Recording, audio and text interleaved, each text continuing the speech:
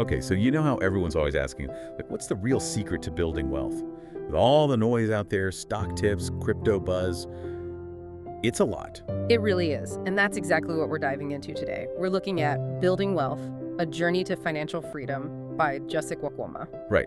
And the promise here isn't some, get-rich-quick scheme. It's about real strategies, stories, stuff that actually works, especially considering real-world contexts like those in Africa. Exactly. Tested stuff, timeless wisdom. Think of this deep dive as, well, a shortcut to the core ideas.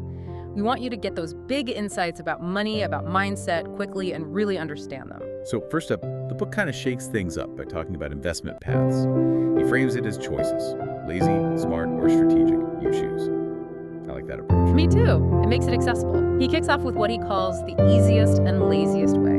That's money market funds, MMFs. Okay, MMFs. Low risk, steady returns, your money works while you, relax. Seems straightforward. It is, but here's the interesting bit the book adds.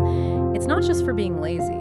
Wakwoma argues they can be like a strategic anchor. An anchor? How so? Well, for liquidity, holding cash during market swings. He gives examples especially relevant in, say, certain African markets where that buffer is crucial. It's a bit counterintuitive, maybe? Yeah, definitely not just a parking spot for cash, then. Interesting. Okay, so from lazy, he jumps to the other extreme. The hardest but profitable path, shares, stocks. Right. High risk, high reward territory. What's his angle there? Because, that takes guts. It does. Patience, guts, and knowledge. He really hammers on the knowledge part. It's not just about picking winners, but understanding the ride, the cycles, and crucially, keeping your emotions in check. So discipline. Big time. He shares stories, everyday people making small researched investments in shares, holding on through the rough patches, and seeing real returns. It shows hardest isn't about complex charts necessarily, but that consistent, informed action. Makes sense. But what if that roller coaster just isn't for you? What about stability?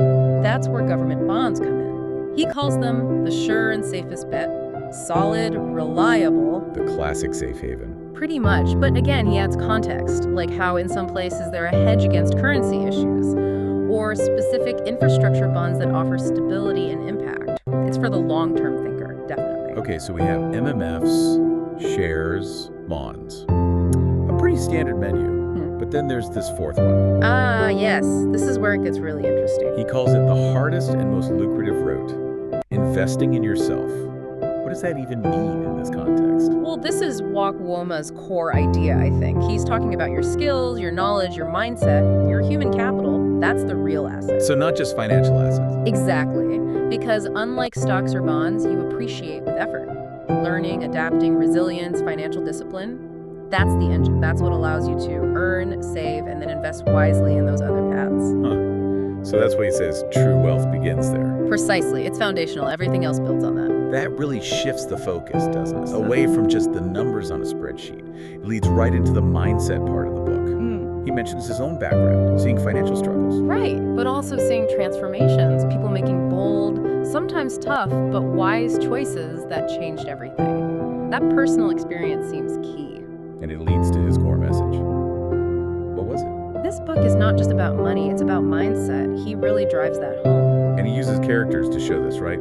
Kamau and Wang Yi. Yes, they're like everyday people. You see them dealing with everything, trying to invest smartly, family pressures about money, chasing ambitions. There's humor, some heartbreak, real lessons. So it makes the advice feel less abstract, more lived. Totally. Kamau's struggled with family expectations, Mwangi being hesitant about saving small amounts at first. Those are things lots of us can probably relate to, right? Definitely. It shows that building wealth isn't just, following steps A, B, C. It's messy. It involves emotions, setbacks. Exactly. Learning from mistakes, personal growth, alongside financial growth. Their stories really illustrate those mindset shifts you need. And the book seems to reach out to, pretty much everyone.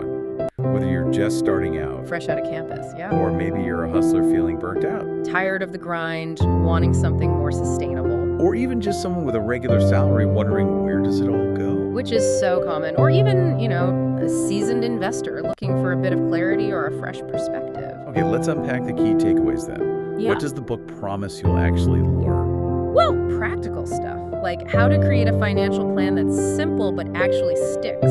He emphasizes consistency. Okay, good. What else? He tackles why most people fail with savings.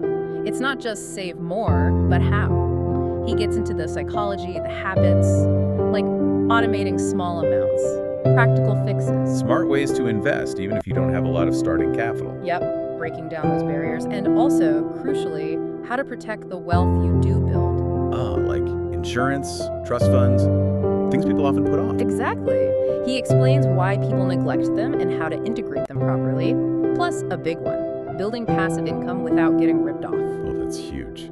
So many scams out there. He focuses on legitimate paths. And interestingly, he also weaves in the role of faith, values, your personal vision, seeing it all as connected to lasting freedom.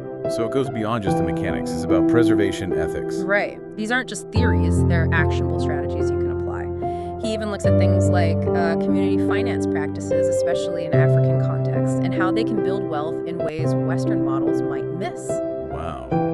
It all seems to circle back to this core philosophy. Yeah. This quote you mentioned earlier. Yeah, the one from Wakwoma himself. Wealth is not built by what you earn, but by what you keep, grow, and pass on. That's the mic drop moment, isn't it? It just reframes everything. It really does. It shifts focus from just income to actual net worth to stewardship to legacy. It's about what lasts beyond you. Connecting all the dots, the investments, the mindset, the discipline. It's about building something enduring. Exactly. Keeping it, growing it through wise choices and that strong mindset, and thinking about the next generation. Intergenerational impact, not just personal gain. Powerful stuff. So this whole deep dive, it really hammers home that true wealth is a journey, requires that perspective shift, that commitment to growth, like the book says. Don't just hustle, build. Don't just earn, grow. Don't just wish, start. Simple but profound. So the final thought for you listening, maybe something to chew on. Yeah, think about this. If you really embrace that idea, investing in yourself as the hardest, maybe, but most lucrative path, how does that change your approach? Not just for making money today, but for what you actually manage to keep to grow, and ultimately what you pass on. Which of these paths Wakwoma lays out feels most relevant to your journey right now? Something to consider.